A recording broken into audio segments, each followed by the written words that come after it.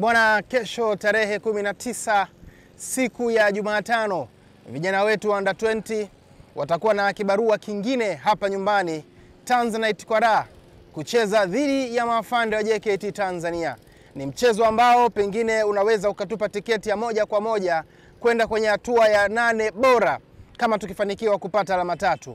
Vijana wako tayari na kocha Abubakar Ali Francis amenithibitishia kwamba vijana wanataka kumaliza kazi mapema ili mchezo wa mwisho dhidi ya Namungo uwe ni mchezo wa kugawa ladha, mchezo wa kuburudika, huko tayari tukiwa tuna tiketi yetu ya kuelekea Dar es Salaam kwenye top 8.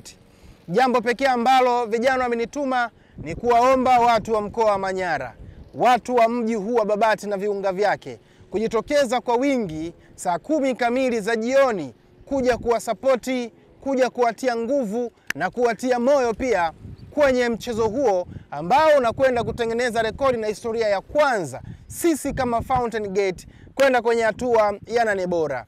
Wao wako tayari na sisi tuko tayari, na wanaomba na nyinyi pia muwe tayari kuja kuwasapoti kwa sababu kiingilio ni bure na mchezo huo utachezwa saa 10 kamili za jioni. Karibuni sana watu wa Babati, karibuni sana watu wa mkoa wa Manyara.